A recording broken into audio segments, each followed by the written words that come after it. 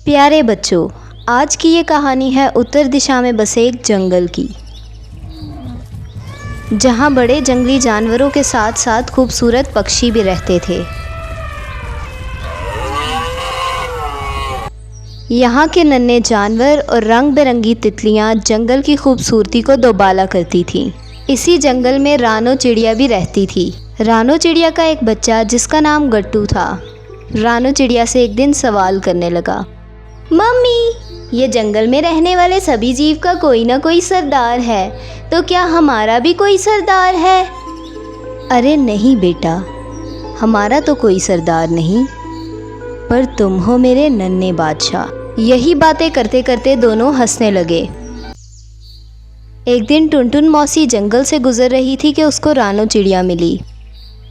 अरे मौसी, आप बहुत ही दिन बाद नजर आई आप तो। अब तुम्हें क्या ही बताऊं, मैं तो गर्मियों की छुट्टियां गुजारने जमाइका गई हुई थी। और बताओ, तुम्हारा चुटकुला कैसा है? जी टुनटुन मौसी, वो बिल्कुल ठीक है और बहुत शरारती हो गया है। अभी कल ही मुझसे पूछ रहा था कि हमारा बादशाह कौन है। ये आजकल के बच्चे और इनके सवाल, हमें तो नहीं आते थे ऐसे सवाल। शाम होते ही टुनटुन मौसी अपने घर लौट गई और कालू मौसा उनसे कहने लगे, अरे टुनटुन, तुम कहाँ थी? मैं सुबह से तुम्हारी राह देखता रहा। कहीं नहीं, बस रानो चिड़िया मिल गई थी, उसी से ही बातें कर रही थी तो उसने मुझे बताया कि उसका बेटा पूछता है कि हमारा बादशाह कौन है। हमारे दिमाग में तो आज तक ये नहीं आया। टुनटुन मौसी जिस भी पक्षी से मिलती उससे यही सवाल करती और देखते ही देखते ये खबर पूरे जंगल में फैल गई कि जंगल में सभी जीव का कोई ना कोई बादशाह है, तो पक्षियों का बादशाह कौन है?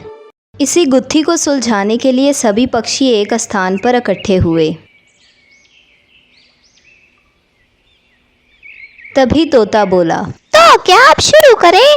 नहीं, अभी नहीं, उल्लू को तो आ लेने दो। इतने में उल्लू भी वहां उड़ता हुआ आ गया।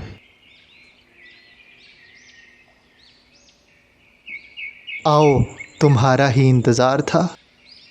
लेट आने के लिए माफ़ी चाहता हूँ। मेरा इंतज़ार करने के लिए बहुत शुक्रिया। तभी मोर कहने लगा, मेरे पंख कितने खूबसूरत हैं, क्या मैं बादशाह बन सकता हूँ? मोर की बातें सुनकर तोता कहने लगा, अगर ऐसी बात है तो सुनहरे पर और खूबसूरत आवाज तो मेरी भी है। तभी बुलबुल कहने लगी, पूरे जंगल में मुझसे खूबसूरत आवाज तो किसी की भी नहीं है। इतने में चील कहने लगा, क्या ख्याल है अगर मैं बादशाह बन जाऊँ? मैं ऊंचाइयों तक उड़ सकता हूँ और पूरे जंगल पर नज़र रखूँगा। क्या ख्याल है अगर मैं बादशाह बन जाऊँ? मैं रात में देख भी सकता हूँ और तुम सबको अच्छी सलाह भी दे सकता हूँ। तभी सन्नाटा हो गया और सभी पक्षी एक दूसरे की ओर देखने लगे और चील बोला, देखा जाए तो हम सब में कोई ख़ास बात है। हमें किसी लीडर की ज़रूरत नहीं, हम सभी लीडर्स हैं। ये बात सुनकर सभी पक्षी खुश हो गए और अपने अपने घर लौट गए।